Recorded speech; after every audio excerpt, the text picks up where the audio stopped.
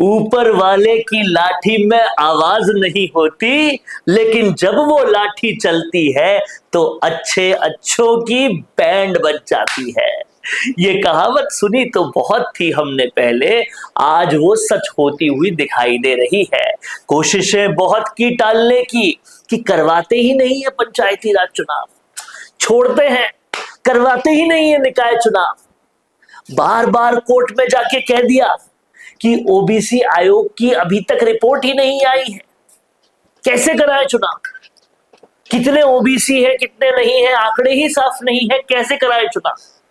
और ऐसे 31 अप्रैल की जो कोर्ट की डेडलाइन थी वो तो पार कर दी थी, लेकिन अब कोर्ट ने एक डंडा और चलाया है और कहा है 31 जुलाई तक कैसे भी करके पंचायती राज चुनाव करा दो, कैसे भी करके निकाय चुनाव करवा दो। बेनीवाल रोज पायलट के लड़ाके जो लगातार मेहनत कर रहे थे, उनकी मेहनत को दम मिला है, दम दिखा दो अब अपना। 31 जुलाई तक किसी भी तरीके से चुनाव कराने के आदेश आ गए और उसमें एक और बात कह दी है कि 20 जून तक ओबीसी आयोग अपनी रिपोर्ट दे दे। अब किसी भी तरह के कोई भी बहानेबाजी नहीं चलेगी।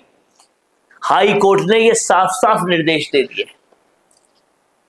इतने वक्त हो गए, लगातार लंबित किए जा रहे थे चुनाव को।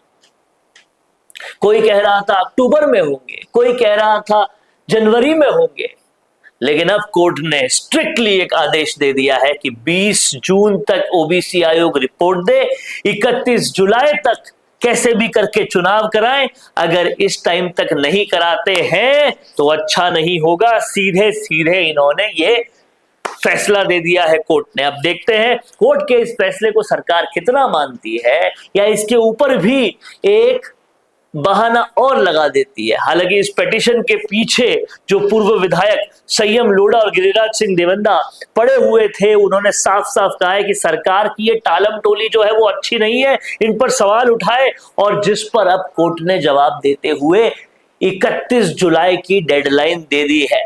अब हनुमान बेनीवाल में दम है, पायलट में दम है, रोत में दम है, सत्ता में दम है, ये पता चल जाएगा। और ग्रामीण सरकार, शहरी सरकार जो है, उनके आने का वक्त मुकर्रर हो गया है।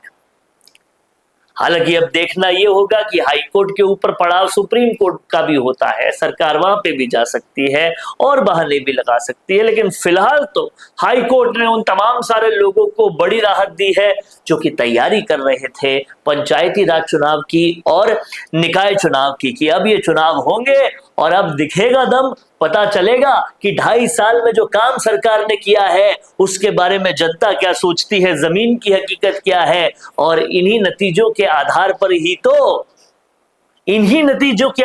ही तो 2028 में जो जनता का मूड होगा वो पहले से पता चलेगा। अब देखते हैं आने वाले फाइनल एग्जाम से पहले ये जो हाफ ईयरली एग्जाम्स को टाले जा रही थी सरकार, वो हाफ ईयरली एग्जाम यानी कि पंचायती राज चुनाव और निकाय चुनाव कितना जल्दी हो पाते हैं।